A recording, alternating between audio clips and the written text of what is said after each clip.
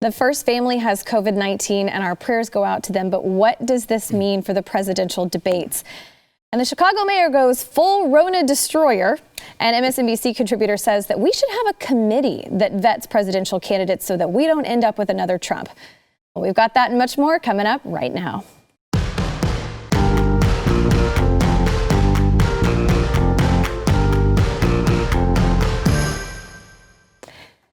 Hello there. Welcome to the news and why it matters. I'm Hillary Kennedy, filling in for Sarah Gonzalez while she is at home hopefully enjoying her maternity leave with her beautiful new son. And of course, it's Friday, so we had to bring in the VIPs. We have Mr. Pat Gray from Pat Gray Unleashed at the table. Hello.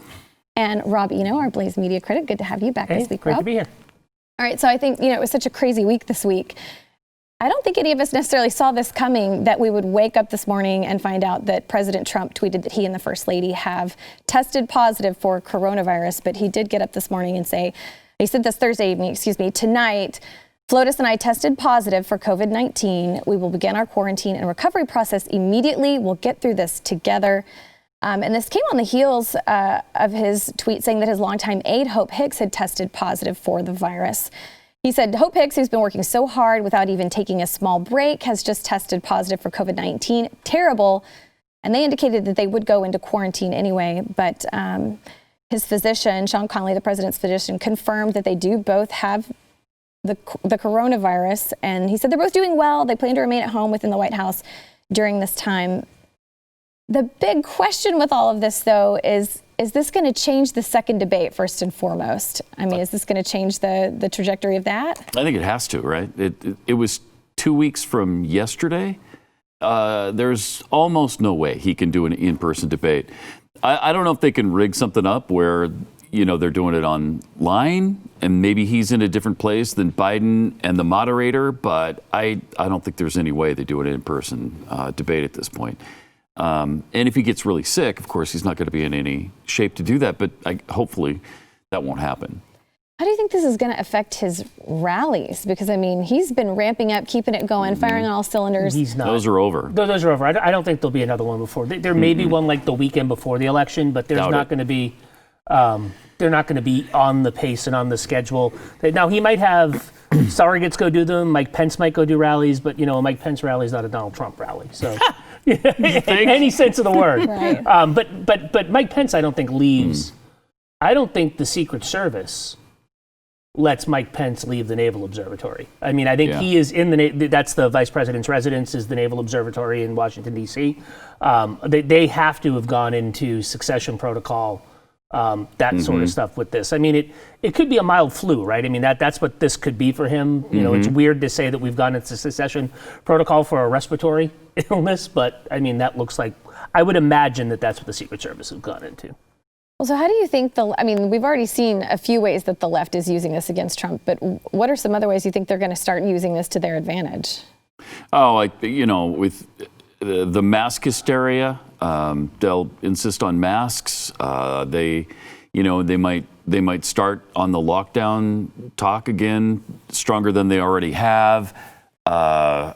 It's just, and with him, they're just going to continue to pour it on with him that he didn't believe this was a big deal. He tried to downplay it.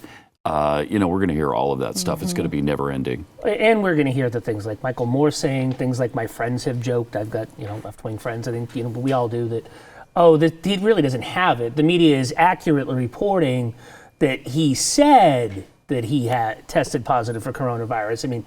Those are going to be the conspiracy theories because that's where we are in 2020, right? They're going to be like, he just did it to take the heat off of his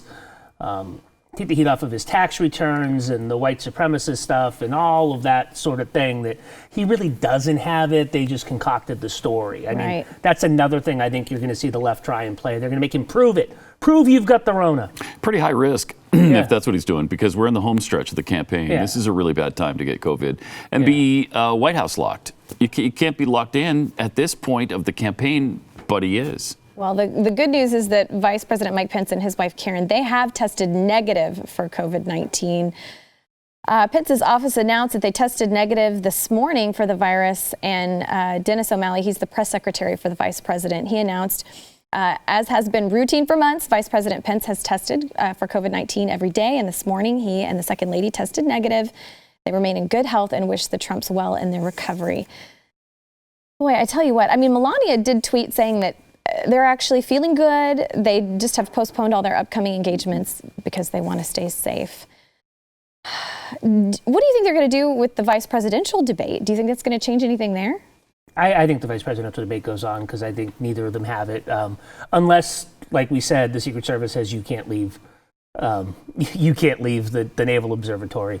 But you're talking about them every day. Can you imagine getting that thing every single day? Getting That's that what test? I was wondering. Like every single day? Jam clear up your Yes. into your all brain. day? Yeah. I mean, is it cauterized by now? Is it like calloused? Well, and I wondered too, because I had a good friend that tested positive for the virus, and she was worried about the validity of the test because she'd heard how unreliable they could be. So she got tested again twice, and then both times came back negative. Oh, wow. So when I first heard that he and Melania had tested positive, I thought, man, I wonder how many of those tests they took just to be sure, because some of them have been unreliable. I don't know. Yeah, I think the vice presidential debate will go off as planned, but I can't think of a more boring debate than Mike Pence versus Kamala Harris. I mean, is anybody going to be watching that? If I didn't absolutely have to, I was going to say, yeah, we will because we get paid to. We have to. Yeah. Well, the White House physician did say that both President Trump and his wife, they're doing well. He promised that they're going to keep a vigilant watch over the president and the first lady. It just kind of begs the question, is Joe Biden next? I mean, he was in close proximity. They already have a journalist who was on board Air Force One, who was scheduled to travel with the Biden campaign today, and they were asked not to join the press corps accompanying the vice president to campaign events anymore, obviously, just for safety reasons. But Biden he's already been tested today. I don't know if they've released the results of his taping. I saw it before I came in. He tested negative. Okay. So he did test negative. And that's good news. But again, it makes you wonder how many times they have to just to make sure, because Biden, I mean, I don't know their health records personally, but he's quite a bit older than Donald Trump, right? He seems a little more fragile, older, I would think. So that's a little scary. Plus, he's got dementia, so you've got that. Right. Maybe they should have been testing for that instead, right? Adderall cures COVID, apparently. Right. I don't know. Well, so let's talk a little bit about Chicago Mayor Lori Lightfoot. Boy, she loves Halloween. She dressed up as Rona Destroyer to lay out the Halloween guidelines. Okay, so here's the details with this. This seemed bizarre to me. She stood in front of the lectern at a press conference with fellow coronavirus-fighting fictional superhero, Public Health Commissioner Dr. Allison Arwady, and the two flexed their muscles to pose before the cameras with some goodies in their hands. They had pails of candy. She wore a cape that read Rona Destroyer as she handed out the goodies to members of the press pool. Now, she did announce that trick-or-treating would be allowed, but that people are asked to stay on the move in groups of 6 people or fewer. She said, avoid sticking your hand into candy bowls.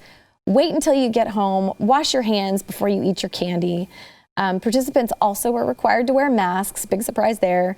Folks handing out candy, they're encouraged to provide hand sanitizer, practice social distancing. But house parties of any size and then haunted houses, those are prohibited. Now, the CDC issued guidance to the American public saying trick-or-treating is high risk, and they're encouraging people not to do it. But Chicago Mayor Lightfoot said, no, that's unrealistic to ask kids to stay home on Halloween. She said, this year more than ever, it's important to celebrate Halloween safely and responsibly. Not everybody thought this was a cute bit. She got some jabs in on social media from people. One person said, this is literally the cringiest thing I have ever seen. A local radio show tweeted the message, these are not serious people. This is embarrassing. They are clueless enough already. And then Chicago columnist John Cass, he said, Chicago murders are up 50% this month. Who on her staff told the Chicago mayor that this was a good idea? I mean, does pulling a stunt like this at this time, does that seem a little out of touch with what's actually going on in the world? Or do you think this was... No, it seems a lot out of touch. Yeah. Plus, she's been one of the worst mayors in America over the last several months with everything that's going on, and with the way she has treated people going outside their home and the way she has treated the police compared to the way others are expected to treat the police. I mean, when you have, they said it was up to 140 officers that were around and near her home guarding her neighborhood, while other people are expected to be gun-free, and they're cutting back on the police and they're trying to defund them at the same time. I mean, she's done an awful job, awful job. And as they said, murders are up 50% this month, and I think a similar amount for the year.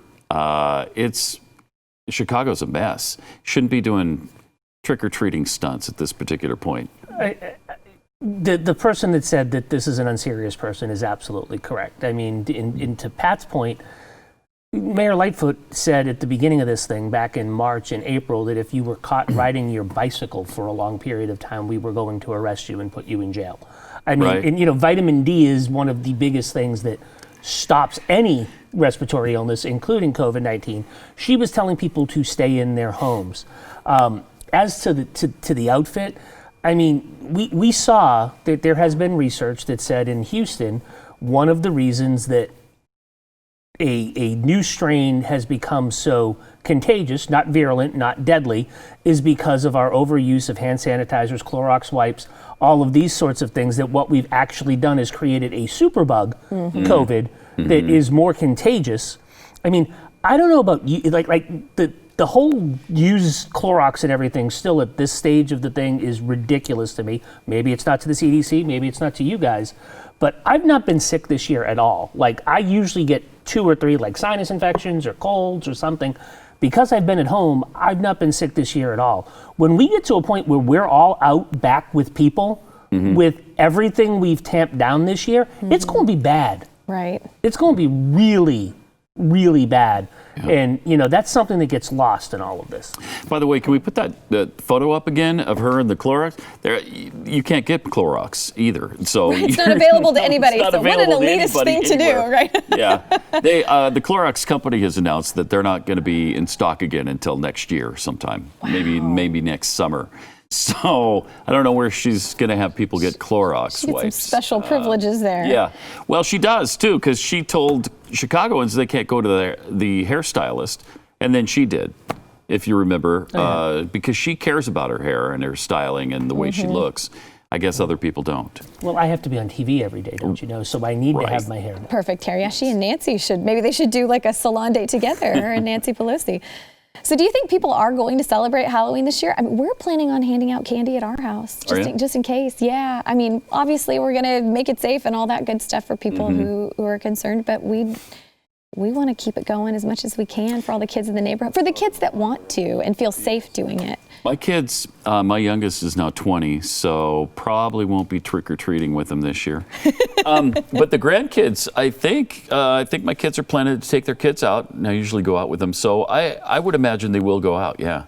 Well, I think there's ways to do it right, where you go to homes of only people you know, or you don't have to go to total strangers' houses. And I think most people aren't doing that quite to the extent they used to anyway. But I don't know. I think there's probably be a uptick in air cannons and people just shooting candy. Like at the. Well, and a lot of the pre-wrapped. I mean, you can put them in little baggies and all that kind of stuff too. I mean, there's a bunch of ways to do it. But the CDC, I do agree with Lori Lightfoot that I do think it's unrealistic to expect children not to go out and do anything for Halloween. Especially since there's been like almost zero deaths, maybe 1 of anyone under 19. Children, yeah. Right. Yeah. And they're showing, we've got study after study after study. Even the Washington Post came out and said, yeah, we can't find any outbreaks in schools. Yeah. Everybody thought that people would have outbreaks in schools. And it turns out like the United States is like the rest of the world, and that their kids have been safe in schools. Right. Is it the CDC that mentioned that you probably shouldn't put a bucket outside for the kids just to help themselves, because that could spread things around a little bit. Right. So I guess you should dispense whatever you give out to I like the kids. the air cannon idea. That's a great idea. It is a good idea. I'm going to put my plan together for that. Maybe we need a BlazeTV or Blaze Media air cannons. There you go. Good advertising. Stand back on the sidewalk and I'll just shoot it. Shoot. Yeah. Oh, people would love that. All right, we got to go to break. We'll be back in just a minute with more. Yeah, can you imagine? We all have our air cannon guns just shooting candy at kids. Yep, I can imagine the lawsuits resulting. Exactly. I know for a lot of people, 2020 has just been a hard year. I mean, a lot of people have had some really tragic things happen, and it's been rough. But just to give you some perspective, there is a family in Washington that lost their home in a wildfire. And then on top of that, all 7 of them contracted COVID-19.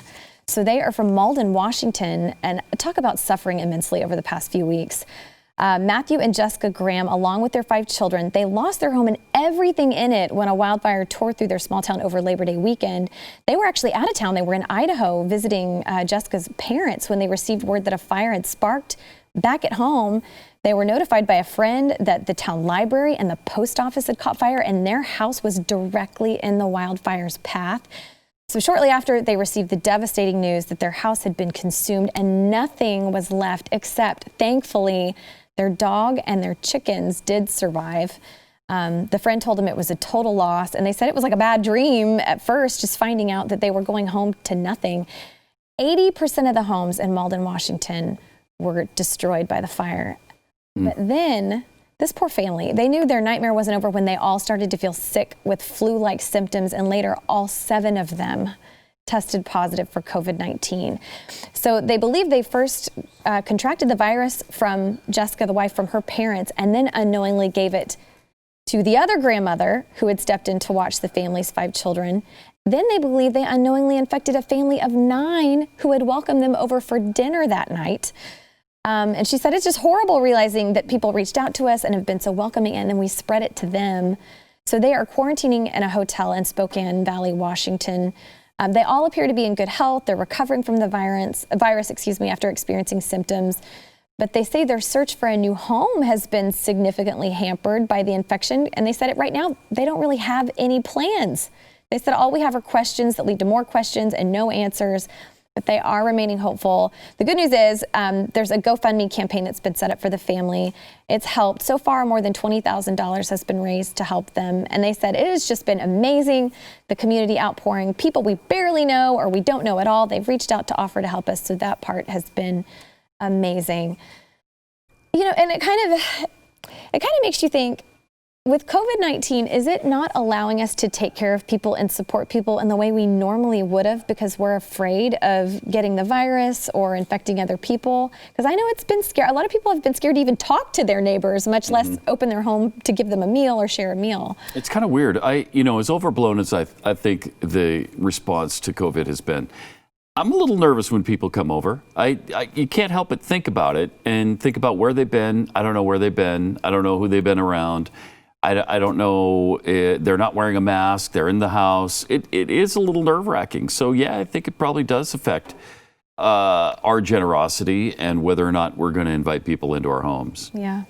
Yeah, I mean, I've got a group of people at the apartment complex that I live at that I hang out with. We all hang out all the time, sometimes in people's apartments, sometimes not. But, I'm not going into an indoor restaurant, right? I'm not going to sit indoors at a restaurant.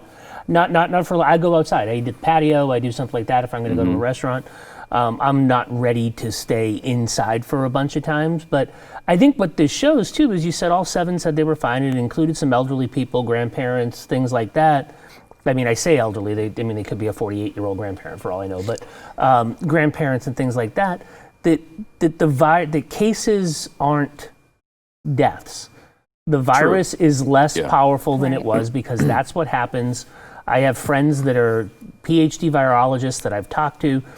That's what happens with RNA viruses that aren't in the host animal. As they replicate, the replication error rate makes it less virulent, makes it less deadly. Even Fauci said that. Yeah, it's more likely for it to be less virulent than more. And what's amazing is by stopping everybody from getting it, did we stop the less virulence from happening? People said it'll be gone by June, it'll be gone by July. Well, maybe it would have if we would have let the number of people get it that needed to get it to make it less virulent by July. Staying inside, not letting people getting it without a vaccine, which has never been done for an RNA virus. There has never been a vaccine for this type of virus in the history of vaccines. They've tried. There's never been one. I don't know if there will be one. But if there's not one, we have to let this thing run its course. And if we don't let it run its course in a period of time, is it going to be worse long term? Who knows? But, science. Well, it is nice that we do have the option to have GoFundMes and things like that, where you aren't having to physically help someone, but you can still actually help and support them in that way. Because, I mean, it is scary. I mean, if you do have someone that's immune compromised, or you yourself, it does make you less likely to want to physically help someone or invite them into your home. Our hearts go out to this family, the Graham family. We will be thinking of you. And like I said, there is the GoFundMe if you want to help donate, because they will be having to find a new home for 7 people. And also, just going back to Mayor Lori Lightfoot, it's such a contrast between those two, where there are people dealing with serious, serious problems, and there she is dressed up wearing her Rona Destroyer costume. I don't know. It seemed like such poor timing for that. Bad taste. All right, but I do have good news if you are a pregnant woman and you live in San Francisco, but only if you are Black or Pacific Islander. So that rules out a lot of us. The mayor of San Francisco wants to help pregnant women with the financial burden of having to care for an infant, but white, Asian, and Hispanic expectant mothers don't even bother applying for help from the city's new program, because it is only for Black and Pacific Islander women. It's called the Abundant Birth Project. They announced it on Monday, and the public-private partnership, it's going to give, this is a lot of money in my opinion, $1,000 per month during a woman's pregnancy and for the first 6 months after the baby is born. The city is limiting the monies to only 150 Black and Pacific Islander women who the city said have been on the wrong side of a long-standing racial gap in birthing outcomes. And the mayor also said they hope that this basic income supplement will be much bigger in the long term for the women who are able to secure it. She doesn't want them limited to just 6 months of post-birth help. The mayor wants 2 years of giving money to a group of moms selected by race. So their goal is to eventually provide 2 years post-pregnancy. They're saying it's an innovative and equitable approach that will ease some of the financial stress that all too often keeps women from being able to put their health first. Now, here's what they're citing, in case you're wondering like where they got this information from. They're citing that Black women have the highest rate of preterm birth, which is when a baby's born too early. Black women also have a preterm birth rate of 14%, which is around 50% higher than white women, who have a rate of about 9%. And then the infant mortality rate is also highest for Black women at 10.8 deaths for every 1,000 births. And then the second, Native Hawaiian and Pacific Islander women, they have the second highest infant mortality rate. Still, it's hard to imagine how that's legal. Isn't it? How is that not discrimination? It's based on race. Racist, sexist. Yes. I'm actually happy that a progressive left-wing Californian mayor is actually not supporting Planned Parenthood and their destruction of African American babies. It's completely anti-term. I don't think they should be paying to have this. I think it's also interesting that Hispanic women are not involved. I bet you that the rates are just as high with Hispanic women, but I mean, I bet you the majority of births in the city of San Francisco are to people of Latino or Hispanic origin, just given the makeup, like it is here in Texas, of the population of the San Francisco Bay Area. That's not, the super. Are there really? And it's weird to me. Like, there's not. How do you still be a poor or a person that has no money and live in the city of San Francisco? I thought that's a really good question. Because of how high, the cost of living is. I mean, I thought they gentrified that entire city. Yeah. But I guess they haven't. Well, the Abundant Birth Project, they said it's rooted in racial justice and recognizes that Black and Pacific Islander mothers, they suffer disparate health impacts in part because of the persistent wealth and income gap in the city. I just don't know if this is the best way to support a pregnant mother if you're saying, well, we're only going to help these races of people and that's it. I mean, that just seems racist and sexist to me. There are a lot of single dads that live in the area too. That just seems unfair. It is. And it's going to happen more and more often, I think, now, because that's just the way we're trending. We're just trending toward, whites, you don't need anything. We're not going to do anything for you. But the Black population and any other minority population, we will super serve you. But whites, sorry, you get in the back of the bus. We've just kind of turned everything around now. Yeah. I mean, I'll play devil's advocate, right? From a long-term actuarial table, type thing, having more children born, and that is a population that is overwhelmingly targeted by Planned Parenthood. There's no, I mean, if you want to go back and trace when Social Security started going upside down, it's the year that I was born, 1973, when Roe v. Wade was done. We stopped having a replacement population. I mean, a pyramid scheme needs a bottom of a pyramid. And, you know, it may be a good investment to do this just to make sure that Social Security is solvent down at the end of the road. I mean, it's a weird thing to say, but, you know. Well, the Proud Boys, we're still talking about it. We've got an interesting story about them coming up right after the break. You want to stick around for that. We'll see you in a minute. I didn't know a whole lot about the Proud Boys until this week. I did. You can file this next story under things that you didn't see coming this week, probably, because the leader of a northern Utah Black Lives Matter chapter held a press conference with a local Proud Boys group in Salt Lake City on Wednesday, defending the group, which has been labeled by critics as white supremacists. The leaders from both activist organizations, they've been meeting together to try and find common ground. They called on Americans to come together in unity after months of unrest and divisiveness in the country. So let me give you the details on this meetup. Jakari Kelly is the leader of Black Lives Matter in northern Utah and told the press that she called the conference because she wanted to set the record straight after the Proud Boys were mentioned during the presidential debate and accused of being white supremacists.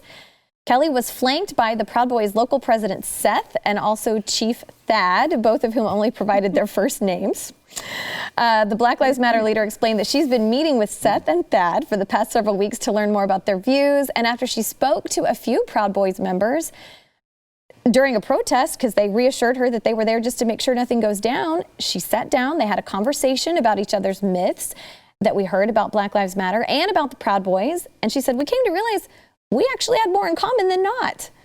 And in order to combat evil and racism and hatred in this country, we do need to be able to reach across the aisle and have these tough conversations.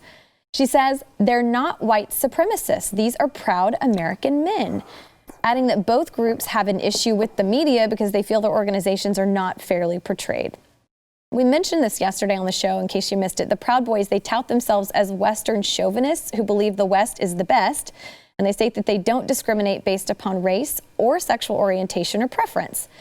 Now, Seth also wanted to point out, don't get it wrong, this isn't male chauvinism or anything like that. These are two different things.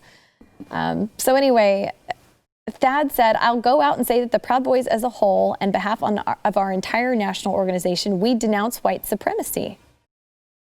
Now, the group's been involved in several clashes with left-leaning activists in Portland and other places. Joe Biden invoked their name during the presidential debate. That's why we've been talking about it all week.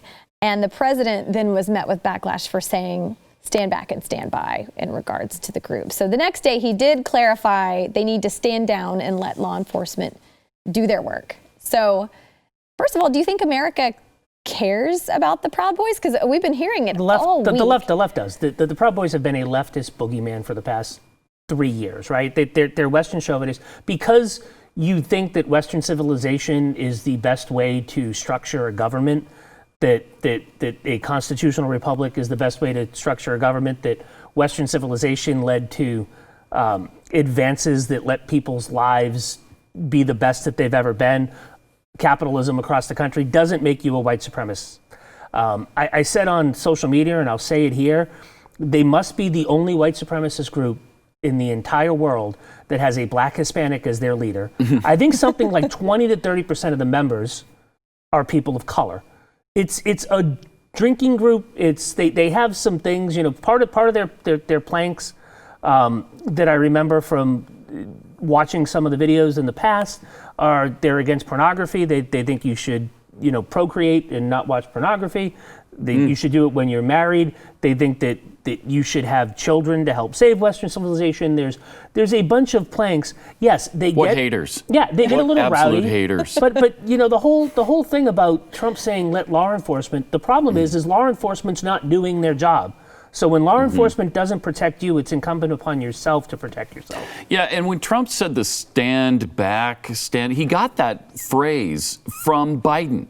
because Biden said something to him along the lines of, why don't you tell the Proud Boys to stand down or something to that effect. I thought that was Wallace. I thought it was somebody maybe said it was it. Wallace. It was Wallace. It might have been Wallace. And then Biden throws out Proud Boys, and he's like, yeah, Proud Boys, and then he kind of connected the two. Up, bye. Right, and he couldn't remember the exact phrase, and he got it a little bit wrong.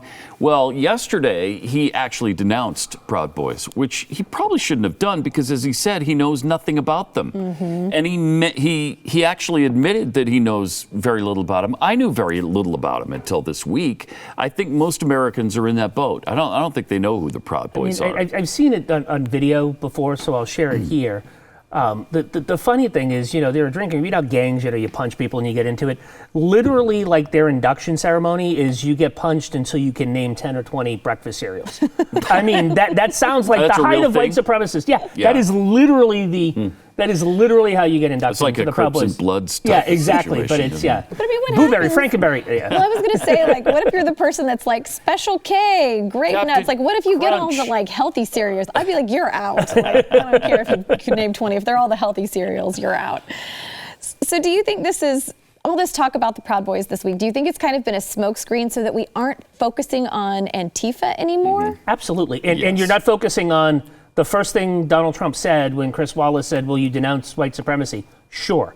Like, he literally said, yes, I will denounce white supremacy. And then he said it twice more in that same segment. In that little itty-bitty thing, but Chris Wallace was too busy arguing over him and talking over him that he didn't hear the question. Yeah. So we're not focusing on Antifa, who's actually burning down American cities, and Black Lives Matter supporters and activists who have also been engaged in violence, surrounding vehicles and clogging up roadways and beating people, pulling people out of cars and beating them. I mean, has Proud Boys, have they done any of that? Not to my knowledge. So let's talk about the Antifa thing, right? I don't know if you saw, there's a woman, I think it was an op-ed, so it wasn't a straight news story, in the New York Times yesterday, was basically Glenn Beck. She's a left-wing op-ed person, was basically Glenn Beck, told the story of a photographer who was sympathetic to Black Lives Matter, who went to these events and kept seeing these guys in black over in the side, orchestrating everything. And so he dressed up in black because he wanted to make it look like he was one of them to see what it was. He thought it would be white supremacists. Like the left has been telling people that it's white supremacists directing the bad. He's like, no, these are committed communist anarchists that want to bring around revolution. Right. Like literally this person saw it. And, that's what Kayleigh McEnany said yesterday. When they say it's an idea, Antifa's an idea, not an organization. Like an idea doesn't burn down a city. Right. An idea doesn't loot. An idea doesn't put bricks in the middle of the street in a pallet that nobody knows where it comes from right before a Black Lives Matter rally. An idea doesn't, gin people up. That in Boston, for instance, that had a peaceful protest when this Black Lives Matter stuff started happening. Then as it got dark, these kids in black all came up and started riling people up after there was a beautifully done, in good taste and should have been done, Black Lives Matter protests.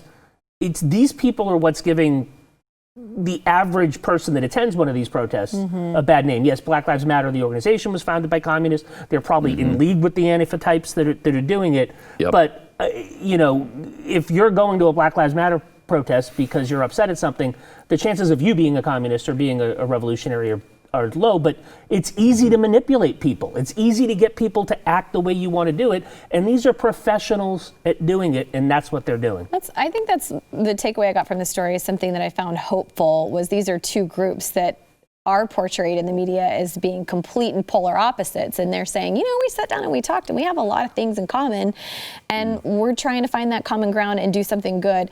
Whether you agree with what they stand for or not, at least they were willing to sit down face to face and have a discussion and be respectful. And the fact that this BLM leader said they aren't white supremacists and came out and said, they're actually trying to do some good things. I felt like that was at least something positive that came out of it.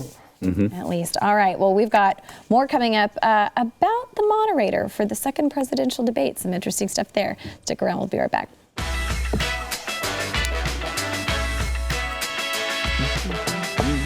That's been the hardest thing, I feel like, just even on.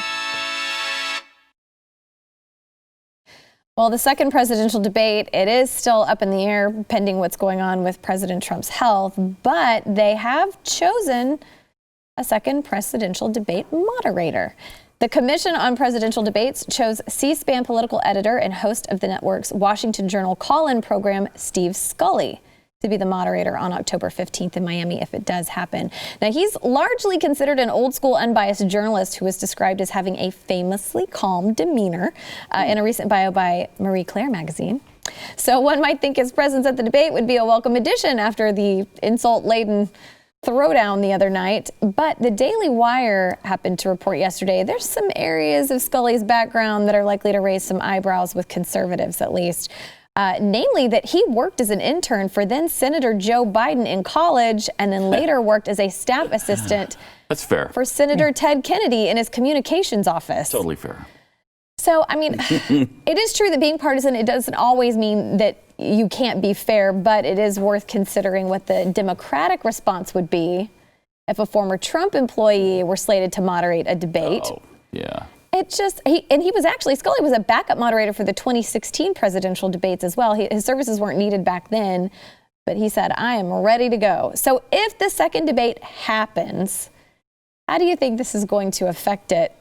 And do you think if the roles were reversed, that it would be a totally different ballgame? Absolutely, it'd be a different ballgame. Yeah, now I couldn't pick Steve Scully out of a lineup. I don't know who he is. I don't know his politics, but that sounds like it might be something that might give him some bias there. Mm-hmm. And, you know, I mean, you think of Chris Wallace as being from Fox News, so he's going to be pretty down the middle, but he wasn't. And he's a registered Democrat. Yeah.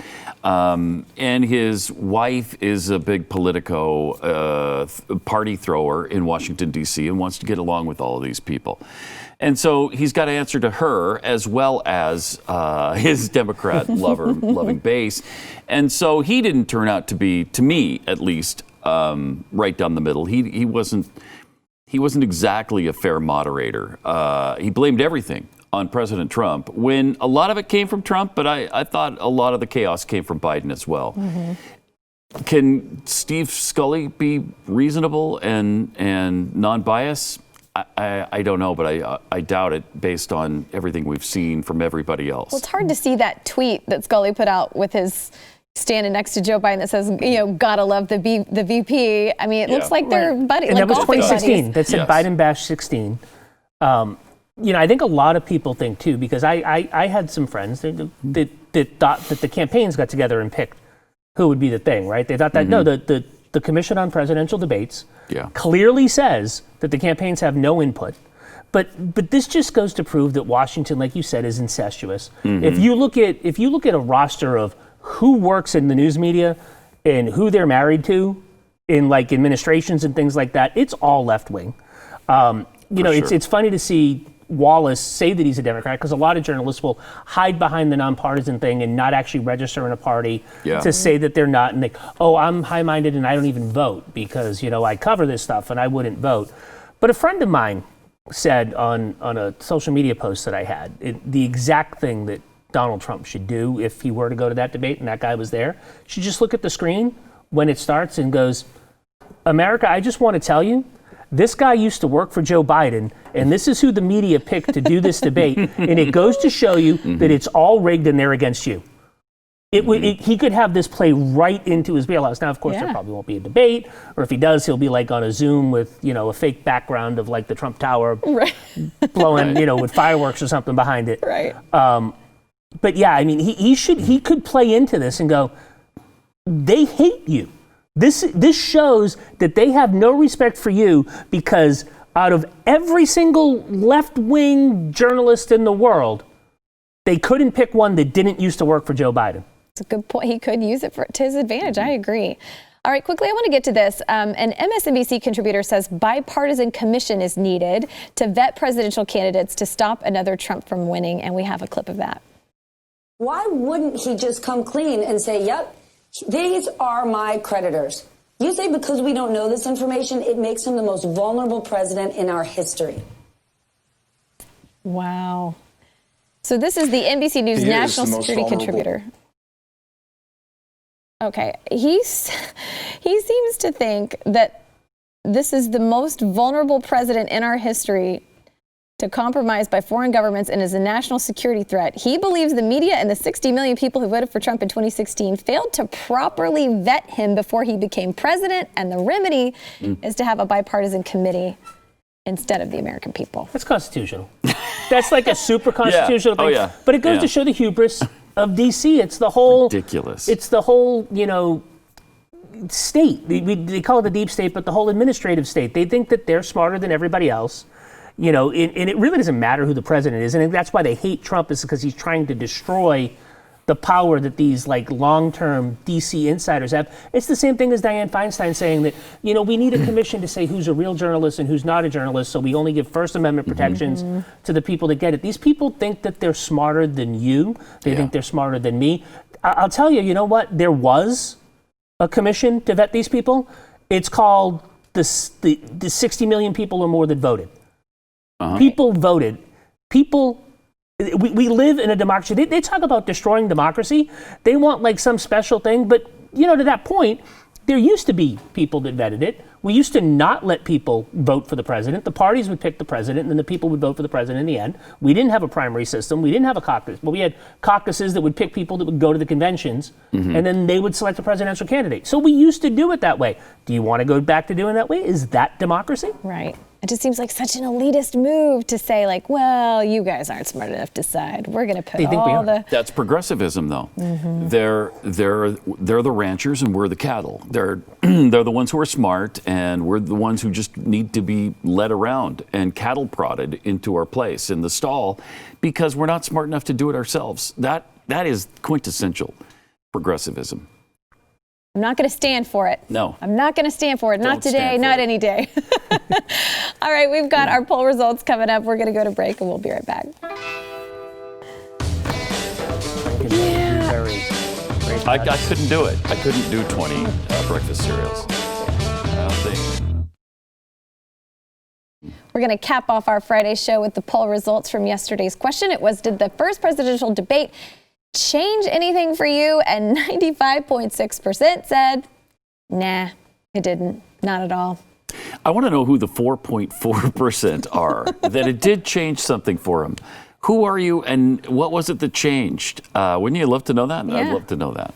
Because I feel like most people have already kind of made up their minds. But yeah, I said on the air this week several times, I don't know who these people are that haven't made up their minds. How is it possible that anyone hasn't made up their mind here? I mean, it's the clearest choice we've probably ever faced in our lives. I agree. How can you not decide on this? It's not hard. Right. It's not hard. Well, our question for today is, are you excited about voting in the upcoming presidential election? Yes or no? Absolutely, I am. Yeah? Yeah, absolutely.